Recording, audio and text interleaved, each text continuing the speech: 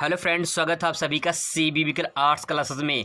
दोस्तों, मैं पूरी कोशिश कर रहा हूँ, पूरी मेहनत कर रहा हूँ आप लोग के लिए कि मैं किसी प्रकार से आपको वीडियो प्रोवाइड करा दूँ। जैसे मुझे टाइम मिलता है मैं पूरी कोशिश करता हूँ कि मैं हर एक सब्जेक्ट की आप तक वीडियो पहुँचाने की पूरी कोशिश करता हूँ।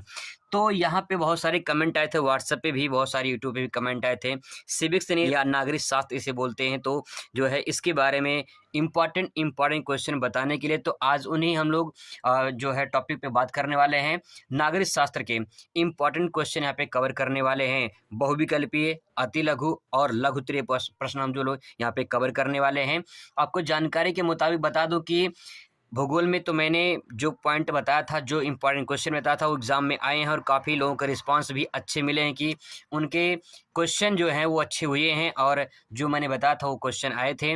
और वैसे ही गृह विज्ञान के पेपर में वो भी पेपर बहुत शानदार हुआ है और लोगों ने जो कमेंट किया है उससे अच्छा लगा कि उनका पेपर भी गृह विज्ञान का अच्छा हुआ है। तो मैं उम्मीद करता हूं और भरोसा करूंगा कि ये पेपर भी नागरिक शास्त्र का भी आपका अच्छा जाएगा और यहाँ पे जो मैं बता रहा हूँ क्वेश्चन ये आपके एग्जाम में जरूर आएंगे। तो चलिए दोस्तों, शुरुआत करते हैं नागरिक शास्त्र में इम्पोर्टेंट क्वेश्चन। सबसे पहले बात करें नागरिक शास्त्र में, कुछ फैक्ट पॉइंट आप जान लीजिए। देखिए, यहाँ से सबसे पहला पॉइंट ये है कि आपको जानना ये प्रथम विश्व युद्ध कब हुआ था, द्वितीय विश्व युद्ध कब हुआ था, ठीक है, क्योंकि यहाँ पे पॉइंट बहुत इंपॉर्टेंट है। देखिए, प्रथम विश्व युद्ध की बात करें तो 28 जुलाई 1914 को स्टार्ट हुआ था, ठीक है। 11 नवंबर 1918 को ये खत्म हुआ था। ये पूरा प्रथम विश्व युद्ध मैं आपको अच्छे से बता सकता हूँ, पूरी विधिवत अच्छे तरीके से आपको याद हो जाएगा, उसको घोर के पिला दूंगा मैं आपको, और द्वितीय विश्व युद्ध भी। लेकिन आपके पास ना, मेरे पास इतना टाइम अभी है कि मैं आपको इसको बताने पूरा अगर बताऊंगा तो कम से मान के चलिए कि 15 से 20 मिनट लग जाएगा इसको समझाने में, और पूरी कहानी की तरह आपके दिमाग में स्टोर हो जाएगा। लेकिन तो मैं कोशिश करूंगा कि आपको आगे क्वेश्चन याद हो जाए। हम यहाँ पे जो मेन फैक्ट पॉइंट है उसको कवर कर लेते हैं। तो मैं आपको बस इतना बताना चाह रहा था कि अगर आपसे एग्जाम में पूछता है प्रथम विश्व युद्ध कब हुआ था, तो ध्यान रखिएगा 28 जुलाई 1914 को शुरू हुआ था और 11 नवंबर 1918 को खत्म हुआ था, ठीक है। यानी 1914 से, ध्यान में रख, 14 से 18 का जो है बीच में ये प्रथम विश्व युद्ध चला था। इसके बाद दोस्तों द्वितीय विश्व युद्ध शुरू हुआ था 1 सितंबर 1939 से 1945 के बीच में ये चला था, ठीक है।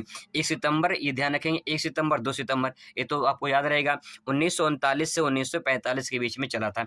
इसके बाद मित्र राष्ट्र की बात करें तो उसमें जो प्रथम विश्व, द्वितीय विश्व युद्ध में कुछ मित्र राष्ट्र थे और कुछ धुरी राष्ट्र थे।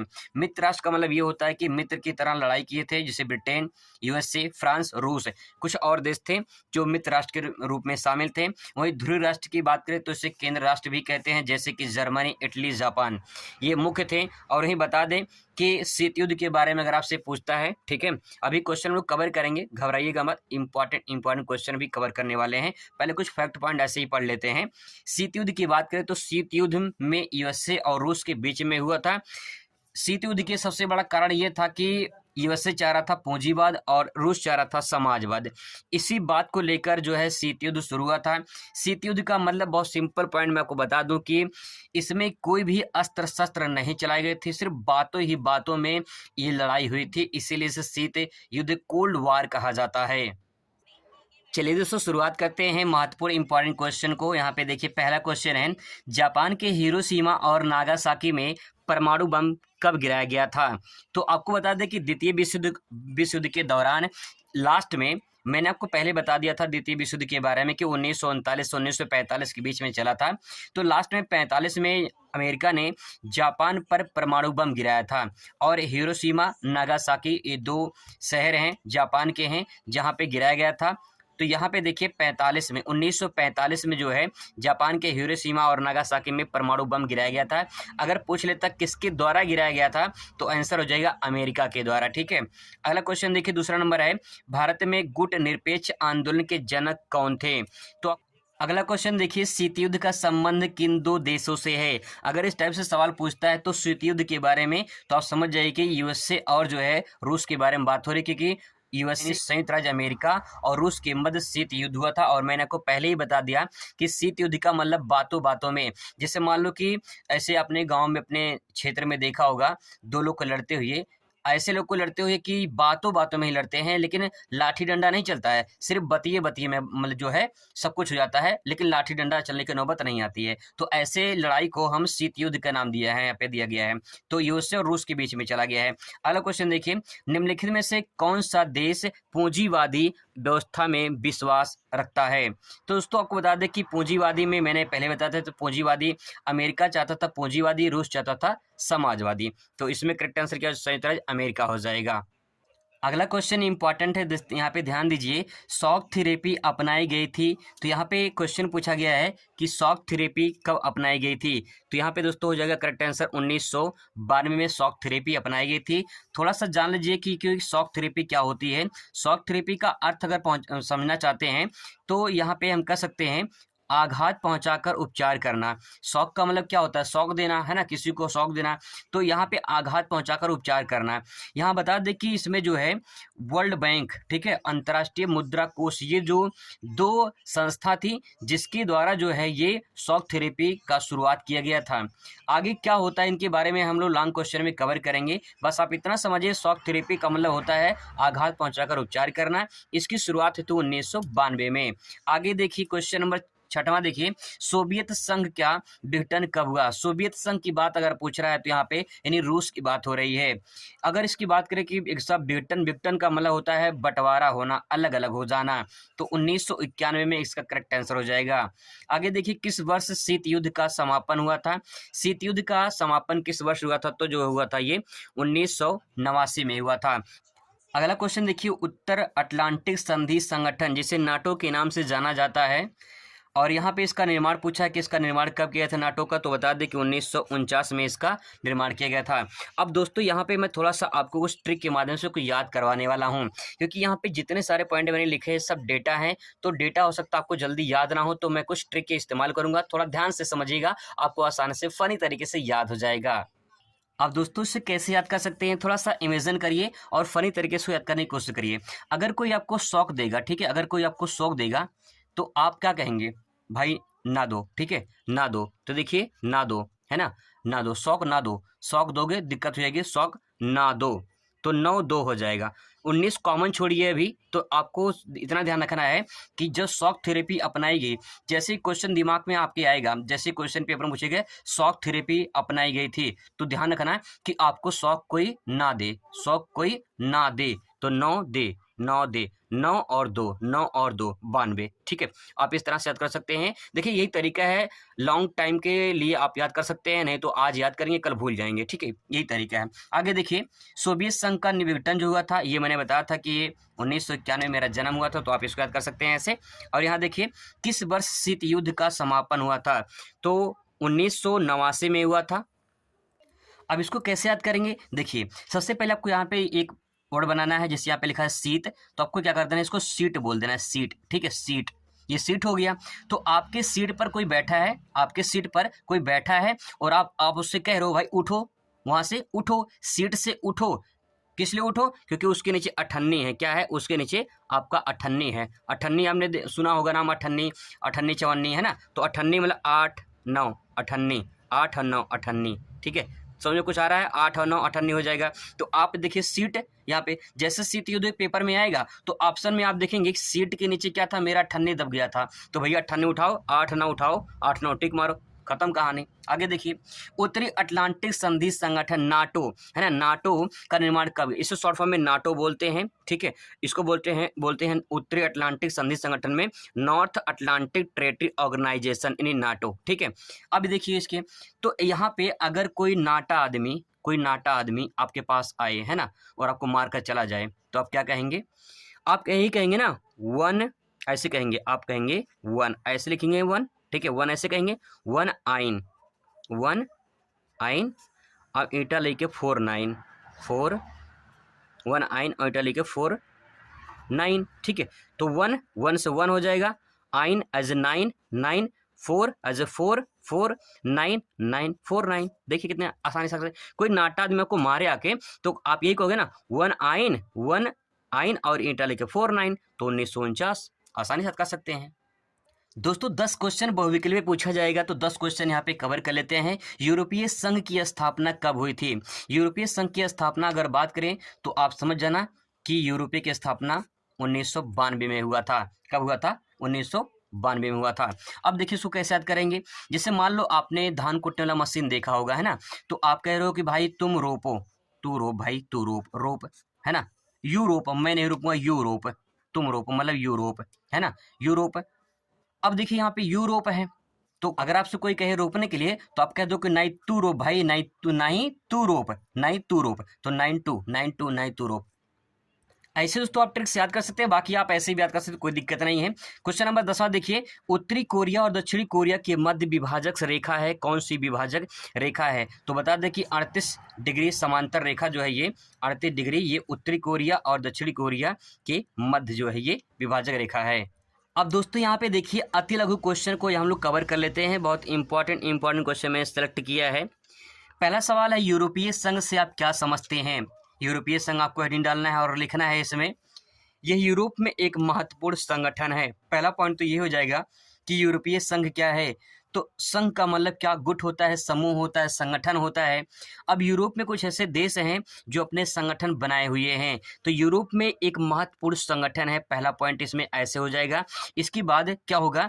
ये संगठन किस लिए बनाया गया है? आर्थिक, राजनीतिक, सैनिक तथा सामाजिक रूप से विश्व राजनीति में महत्वपूर्ण स्थान रखता है। मतलब दोस्तों ये है कि जो यूरोपीय संघ या समूह संगठन बनाया गया है, ये आर्थिक रूप से, राजनीतिक रूप से और सैनिक रूप से, मतलब अगर किसी भी देश को कोई आर्थिक रूप से सहायता चाहिए, मदद चाहिए, तो ये समूह जो है, ये संगठन जो है उनका मदद करेगा। राजनीतिक रूप से भी मदद करेगा, सैनिक रूप से भी मदद करेगा, सामाजिक रूप से भी मदद करेगा। कहीं न कहीं जब ऐसे मदद करेंगे तो विश्व राजनीति में इनका महत्वपूर्ण स्थान बन जाएगा। अगर आप अपने क्षेत्र में कुछ ऐसा समाज सेवा काम करेंगे, धीरे धीरे करते करते आप इतना आगे बढ़ जाएंगे और कहीं न कहीं आप में एक बहुत बड़ी पहचान बन जाएगी, और वो पहचान कहीं कहीं देश के लेवल पर जब बन जाएगी तो आप अंतर्राष्ट्रीय, राष्ट्रीय, अंतर्राष्ट्रीय कहीं न कहीं व्यक्ति बन जाएंगे। तो दोस्तों वही बात यहाँ पे कही गई कि यूरोपीय संघ एक समूह, एक संगठन है। आप यहाँ पे यही समझने की कोशिश करिएगा संगठन में कि आर्थिक, राजनीतिक, सैनिक ये सब मिलकर काम करते हैं और विश्व राजनीति में एक महत्वपूर्ण स्थान रखते हैं। अगला सवाल दोस्तों है यहाँ पे, दो बाल्टिक गणराज्यों के नाम लिखिए। ये क्वेश्चन इंपॉर्टेंट है, ध्यान रखिएगा। दो बाल्टिक गणराज्यों के नाम लिखा है, यहाँ पे आपसे पूछ सकता है। तो आपको एस्टोनिया, लाटविया और लिथुआनिया, ये 3 देश हैं जो दो बाल्टिक गणराज्य में आप लिख सकते हैं। ये तीनों देश हैं, इसमें से 2 आपको लिखना होगा। अब देखिए मैं थोड़ा सा मानचित्र में आपको दिखा दूं कि बाल्टिक देश है कहाँ पे। तो दोस्तों थोड़ा सा ध्यान से देखने की कोशिश करिएगा कि बाल्टिक देश, देखिए मैंने आपको भूगोल के मानचित्र में जो बताया था कि ये पॉइंट जो टर्निंग वाला है, यहाँ पे नॉर्वे पड़ता है, ठीक है, यहाँ पे नॉर्वे पड़ता है, और यहाँ पे ये वाला जो नीचे वाला ये स्वीडन है, और इसके बगल में यहाँ पे ये फिनलैंड है, ठीक है। अब दोस्तों ये जो गैप वाला देख रहे हो, ये वाला यहाँ पे ये सागर वाला क्षेत्र है, ये दोस्तों जो सागर वाला क्षेत्र है यही बाल्टिक सागर है, ठीक है, यही क्या है? बाल्टिक सागर है, ये बाल्टिक सागर है, ठीक है। अब इस सागर के तट पर जो देश हैं उन्हीं देशों का नाम यहाँ पे पूछा गया है। तो दोस्तों यहीं पे 2 बाल्टिक गणराज्यों के नाम एस्टोनिया, लाटविया, लिथुआनिया, ये 3 गणराज्यों के नाम यहाँ पे दिए गए हैं, जो कि इसी यहाँ पे पहले पड़ेगा एस्टोनिया, फिर इसके बाद लाटविया, फिर इसके बाद लिथुआनिया, ये 3 देश क्रमवाइज हैं, ठीक है, वही यहाँ पे मैंने लिखा है। मैंने आपको मानचित्र इसलिए दिखाया क्योंकि ताकि आपको पता चल जाए कि बाल्टिक गणराज्य क्या होते हैं और आपको आसानी से चीज़ें समझ में आ जाएं। तो बाल्टिक क्या है? एक सागर है, उस सागर के आसपास जो देश हैं उसी को बाल्टिक देश कहा गया है, ठीक है, यह गणराज्य कहा गया है। अब इसको आप आसानी से याद कर सकते हैं। देखिए यहाँ बाल्टी लिखा हुआ है तो बाल्टी लिखिए, ठीक है। आप बाल्टी जानते हैं आप लोग सब अच्छे तरीके से, तो आप कह रहे हो बाल्टी, ए ललिया बाल्टी लेके आओ, ए ललिया, देखिए ए ललिया बाल्टी लेके आओ। तो ए से एस्टोनिया, ला से लाटविया और लिया यानी लिथुआनिया, ठीक है, लिथुआनिया, ए ललिया बाल्टी लेके आओ, ठीक है। तो आप इस तरह से याद कर सकते हैं फनी तरीके से। अगला क्वेश्चन दोस्तों यहाँ पे देख लीजिए, चीन ने खुले द्वार की नीति कब चलाई थी? क्वेश्चन इंपॉर्टेंट है, ध्यान रखिए। चीन ने खुले द्वार की नीति कब अपनाई थी? तो आपको बता दें 1978 में। कब? 1978 में। इसको जो जिसने चालू किया था वो देंग सयाओपेंग है। अरे बाप रे बाप, इनका नाम है देंग सयाओपेंग, इनका नाम है, ठीक है। ये चाइनीज नेम है, इसीलिए इसे उटपटांग नाम दिया गया है। लेकिन आप थोड़ा सा कोशिश करिए इसको याद करने के लिए। देंग से ओपेंग, ठीक है। अब देखिए यहाँ पे कोई एक औरत है और कह रहा है कि भैया दे साया, दे साया। ओ पे, वो पहनना है। ओ दे भाई, देख साया, ओ पहनना है। आप ऐसे भी ट्रिक से याद कर सकते हो, कोई दिक्कत नहीं है, फनी तरीके से कि भाई 7-8 लोग आ चुके हैं, मेहमान लोग आ चुके हैं, 7-8 लोग है ना, 7-8 लोग मेहमान आ चुके हैं, तो भाई दे साया ओपेंग पहनना है, ठीक है। ऐसा कर सकते हैं, किसी को बुरा नहीं लगना चाहिए। मैं बस आपको लर्निंग मेथड बता रहा हूँ, कोई माइंड नहीं करेगा इस बात को, ठीक है। आगे देखिए क्वेश्चन नंबर 4 देखिए, दक्षिण एशिया के 2 देशों का नाम बताइए। दक्षिण एशिया के 2 देशों का नाम दोस्तों, श्रीलंका और मालदीव। यहाँ पे भर सकते हैं श्रीलंका और मालदीव, 2 देश। क्वेश्चन नंबर देखते हैं यहाँ पे, नेपाल गणतंत्र कब बना था। गणतंत्र कब बना था? 2006 में। इससे पहले यहाँ पे राजतंत्र हुआ करता था। राजतंत्र मतलब होता है राजा का तंत्र, यानी राजा का शासन, और गणतंत्र मतलब जनता का शासन। तो दोस्तों यहाँ पे 2006 में नेपाल भी गणतंत्र रूप में बनकर सामने आया। आगे देखिए क्वेश्चन नंबर 6, श्रीलंका में संघर्ष जातीय समूह के नाम बताइए। श्रीलंका में 2 जातीय समूह हैं, जैसे कि सिंहली समुदाय हैं और तमिल हैं। भारत में जो तमिल लोग हैं, यही तमिल श्रीलंका में जाके बसाए गए थे। अंग्रेजों के टाइम पे जब भारत गुलाम था अंग्रेजों का, तो श्रीलंका में अंग्रेज जो श्रीलंका में भारत से अंग्रेज जो है श्रीलंका में तमिलों को ले जाकर यहाँ पे चाय की खेती करवाते थे। इसके बाद जो है यहीं पे तमिल लोग श्रीलंका में बस गए, और वही तमिल आज भी इनको कहीं के सिंहली समुदाय से जो है अपना एक संघर्ष करना पड़ता है। यहाँ देख लीजिए, सिंहली जो समुदाय है यहाँ पे सर्वाधिक मात्रा में है श्रीलंका में, और तमिल की मात्रा संख्या कम है। यहाँ पे क्या होता है, बहुसंख्यकवाद चलता है। बहुसंख्यकवाद तात्पर्य ये होता है कि जिस क्षेत्र में जहाँ पे संख्या जिनकी ज़्यादा होती है, उन्हीं की जो है बोलबाला होता है। तो सिंहली समुदाय के लोग का श्रीलंका में ज़्यादा लोग हैं, इसीलिए इनका बोलबाला चलता है, और इसी कारण जो है इन दोनों के बीच में हमेशा विवाद भी रहता है। तो दोस्तों आई होप कि आपको समझ में आया होगा। क्वेश्चन नंबर देखिए मोस्ट इंपॉर्टेंट है, क्वेश्चन नंबर 7 देखिए, संयुक्त राष्ट्र सुरक्षा परिषद के किन्हीं 2 अस्थायी और 2 अस्थायी सदस्यों के नाम लिखिए। तो दोस्तों संयुक्त राष्ट्र सुरक्षा परिषद में 2 सदस्य अस्थायी और अस्थायी पूछा गया है। तो अस्थायी में आप लिख सकते हैं फ्रांस, अमेरिका। अस्थायी सदस्य में भारत और नॉर्वे, ठीक है। सदस्य में लिखिए, अस्थायी में जो परमानेंट है वो फ्रांस अमेरिका हो जाएगा, ठीक है, और अस्थायी में भारत और नॉर्वे हो जाएंगे। अगला क्वेश्चन देखिए, बहुत ही ज़्यादा इंपॉर्टेंट है, संयुक्त राष्ट्र संघ की स्थापना कब की थी। संयुक्त राष्ट्र संघ की स्थापना बता दें कि 24 अक्टूबर 1945 को की गई थी। कब की गई थी? 1945 को। अब इसको आप ध्यान में रखिएगा, आपके पास एक जो है क्या होना चाहिए, आपके पास दोस्तों एक जो है एक चारपाई होना चाहिए। क्या होना चाहिए? एक चारपाई होना चाहिए, ठीक है। आपको एक पास चारपाई होना चाहिए, आपके पास एक चारपाई होना चाहिए। ये चारपाई है, ठीक है, मान लीजिए कि चारपाई है। अब इस चारपाई पे जब आप लेटेंगे, है ना, जब चारपाई पे लेटेंगे तो आप क्या करेंगे, चारपाई पे लेट जाइए। किस पे? चारपाई पे। तो आप जो है संयुक्त रूप से आप राष्ट्र का निर्माण कर बैठेंगे, क्योंकि देखिए यहाँ पे 4 पाई है, 4 और पाई, 4 पाई मतलब 4-5। 1945 में इसकी स्थापना हुई थी, वही मैं आपको याद कराना चाह रहा था, ठीक है।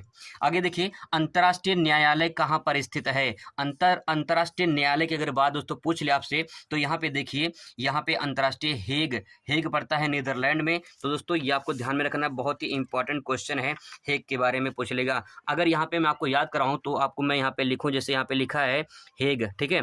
तो यहाँ पे दोस्तों हेग लिखा हुआ है। अब इसको पढ़िए जरा और इसको पढ़िए जरा, ठीक है। आप इसको पढ़िए जरा और इसको पढ़िए जरा, आपको क्या समझ में आएगा। तो भैया न्यायालय में अगर आप यही सब करेंगे तो दिक्कत हो जाएगी, ठीक है। आपको न्यायालय में ये सब नहीं करना है, क्योंकि न्यायालय में न्याय होता है, और न्यायालय में आप ये सब करेंगे तो दिक्कत हो जाएगी, ठीक है। इसीलिए आपको हेग याद करना है, ये नहीं याद करना है दोस्तों, आपको ध्यान में रखना है, आपको हेग याद करना है, याद नहीं करना है। तो ध्यान रखिएगा, नीदरलैंड में आपको नींद में यही सब करते हैं लोग, नींद में यही सब करते हैं। तो नींद से नीदरलैंड हो जाएगा, और नीदरलैंड में एक शहर इसका नाम है हेग, और हेग ये कहाँ पे है, अंतर्राष्ट्रीय न्यायालय यहीं पे है। आई होप दोस्तों आप अच्छे से तैयार कर रहे होंगे। अगला क्वेश्चन देखिए, विश्व व्यापार संगठन की स्थापना किस वर्ष हुई थी? WTO यानी वर्ल्ड ट्रेड ऑर्गेनाइजेशन। यहाँ पे देखिए बहुत ही इंपॉर्टेंट क्वेश्चन है। वर्ल्ड ट्रेड ऑर्गेनाइजेशन मतलब विश्व व्यापार संगठन की स्थापना कब की थी? तो 1995, सॉरी 95 कहाँ गया, 1995 में कब हुआ था भैया? जिनेवा में हुआ था। जिनेवा कहाँ पे है? स्विट्जरलैंड में है ना, स्विट्जरलैंड में है दोस्तों। स्वीट स्वीट बोल के लोग जान ले लेते हैं, स्वीट स्वीट बोल के लोग जान ले लेते हैं किसका? व्यापार में अगर आप कुछ दुकान पे सामान खरीदने जाएंगे तो सामान खरीदने जो दुकानदार होगा, भले से सामान अच्छा नहीं होगा लेकिन इतना मीठ मीठ बतियाते हैं लोग ना, इतना स्वीट स्वीट बतियाते हैं कि जनवा ले लेते हैं ना, जनवा स्वीट स्वीट बतिया के जनवा ले लेते हैं। कहाँ? व्यापार में। तो विश्व व्यापार संगठन दोस्तों, पहचान मतलब भाई पहचानो ना मुझे, 1995 में इसकी स्थापना हुई थी। अगला क्वेश्चन दोस्तों देखिए, यहाँ पे बहुत ही इंपॉर्टेंट क्वेश्चन है, लघु उत्तरीय प्रश्न की बात करते हैं अब लोग। शीत युद्ध के उदय के प्रमुख कारणों का वर्णन कीजिए। शीत युद्ध के प्रमुख कारण पूछ सकता है आपसे, तो ध्यान रखिएगा। पहले यहाँ पे 2 लाइन आपको शीत युद्ध के बारे में लिख देना है। बिना अस्त्र शस्त्र के युद्ध को शीत युद्ध का नाम दिया गया है।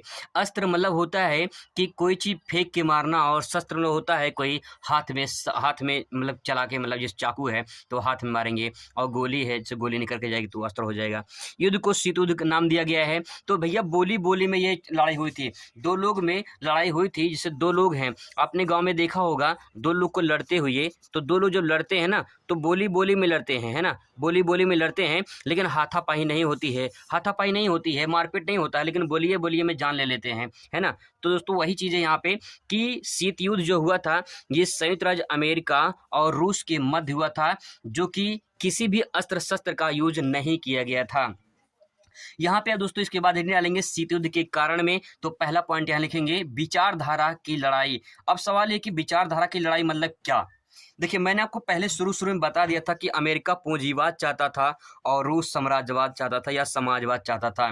तो यही विचारधारा, ना इनकी विचारधारा मिलती थी ना इनकी विचारधारा मिलती थी। जैसे मान लीजिए अगर आपकी शादी हो रही है तो अगर आपके पार्टनर से आपकी विचारधारा, आपकी थॉट उनसे नहीं मिल रही है तो कहीं न कहीं समस्या तो आगे होने वाली है, लड़ाई झगड़ा होता रहता है। तो दोस्तों जितनी विचारधारा मिलती है, जितनी थॉट मिलती है, जितनी सोच मिलती है, उतनी जोड़ी जो सुपरहिट होती है। तो ही ध्यान में रखिएगा, विचारधारा की लड़ाई चली थी क्योंकि अमेरिका कुछ चाह रहा था और रूस कुछ चाह रहा था। अगला पॉइंट दोस्तों देख सकते हैं, दूसरा पॉइंट है शांति समझौते पर परस्पर मतभेद हुआ। शांति समझौते पर मतलब वो चाह रहे थे कि शांति हो जाए, है ना, सब लोग मतलब आराम से, क्योंकि युद्ध जीत चुके हैं, द्वितीय विश्व युद्ध के बाद जो है ये बात हो रही थी, तो परस्पर मतभेद चल रहा था क्योंकि वो द्वितीय विश्व युद्ध के बाद कई देश और रूस एक मत नहीं थे। रूस अपने कब्जे में कुछ देश को लेना चाहता था। धीरे धीरे यही बड़ा कारण बनकर शीत युद्ध में जन्म दे दिया। रूस चाह रहा था कि साम्राज्यवाद हो, है ना, कहीं कि अपने समाज को बढ़ाना चाह रहा था, और अमेरिका पूंजीवाद चाह रहा था, कुछ अन्य देशों को मिलाना चाह रहा था। तो जिससे कारण जो है ये शीत युद्ध को कहीं कहीं कारण बन गया। आगे देखिए, परस्पर संदेह और भय। परस्पर संदेह का भय में 2 लाइन यहाँ पे ले सकते हैं कि हमेशा संदेह बना रहा। जैसे आप पे किसी पे भरोसा कर रहे हो, आप किसी भरोसा कर रहे हो लेकिन आपका भरोसा तोड़ दे तो आप उसे संदेह करेंगे, भैया कहीं अगली बार धोखा ना दे दे, है ना। तो भय बना रहता है, डर बना रहता है कि अगली बार कहीं धोखा ना दे दे भैया। तो ध्यान रखिएगा, वही पॉइंट इसमें ऐड कर सकते हैं कि कहीं अगर हम विश्वास कर लें फिर दोबारा तो कहीं अमेरिका या रूस किसी पे धोखा ना दे दे। अगला पॉइंट ले सकते हैं जर्मनी का घटनाक्रम। जर्मनी का घटनाक्रम में बात लिख सकते हैं यहाँ पे, द्वितीय विश्व युद्ध के बाद जर्मनी 2 भागों में बट गया। द्वितीय विश्व युद्ध का सबसे बड़ा कारण था इसमें कि जो है जर्मनी का 2 भागों में बट जाना। अब इसमें क्या था बटने कारण? पूर्वी जर्मनी जो थी उसमें साम्यवादी और पूर्वी हिस्सा और जो पश्चिमी हिस्सा था अन्य देशों के साम्यवादी के विरोधियों के हिस्सा बन गया। मतलब दोस्तों ये है कि जब जर्मनी का 2 भाग हुआ, ठीक है, जर्मनी का जब 2 भाग हुआ तो इसका जो ईस्ट पार्ट था, ठीक है, इसका जो ईस्ट नहीं वेस्ट पार्ट, जो पश्चिमी वाला हिस्सा था इसमें किसी अन्य लोगों का कब्जा था, ठीक है, और इसके ईस्ट पार्ट में यहाँ पे जर्मनी में कुछ लोग कब्जा था। तो इन दोनों के बीच में जो है ये कहीं की लड़ाई छिड़ गई क्योंकि ये जर्मनी का सबसे बड़ा कारण बन गया। आगे देखिए, संयुक्त राष्ट्र संघ की कमजोर स्थिति। संयुक्त राष्ट्र भी इसमें कुछ नहीं कर पाया। जो संयुक्त राष्ट्र संस्था थी, जो संगठन था, जो समूह था, इसमें कुछ नहीं कर पाया क्योंकि संयुक्त राष्ट्र संघ में दोनों महाशक्तियां दोनों महाशक्तियों का मतलब कि रूस और अमेरिका, ये दोनों महाशक्तियां अविश्वास और तनाव को कम नहीं कर सका। कौन? संयुक्त राष्ट्र संघ। संयुक्त राष्ट्र जो संघ समूह था, कहीं कहीं वो समूह इसलिए बनाया गया था कि किसी भी देश में कोई लड़ाई झगड़ा ना हो, तो कहीं कहीं लड़ाई झगड़ा करने निपटाने के लिए ये संयुक्त राष्ट्र संघ सामने आया, लेकिन इन दोनों महाशक्तियों के आगे जो है टिक ना पाया। जैसे दो महान लोग, दो बड़े लोग, दो पैसे वाले लोग आपस में लड़ जाएं, तो कहीं न कहीं पुलिस वाले भी उन दोनों के बीच में अगर आते हैं, तो कहीं न कहीं वो भी कुछ नहीं कर पाते हैं। तो ही बात यहाँ पे बन जाती है कि महाशक्तियों के बीच में ये जो संयुक्त राष्ट्र संघ था, ये भी कुछ नहीं कर पाया। तो दोस्तों, यहाँ पे जो मैंने आपको बताया है, अब हम दूसरे वीडियो में मुलाकात करेंगे और अच्छे से कुछ महत्वपूर्ण टॉपिक को कवर करेंगे। आई होप कि आपको वीडियो पसंद आएगा और अच्छा लगेगा और आपके एग्ज़ाम में पक्का यहाँ से आएगा। Thanks for watching.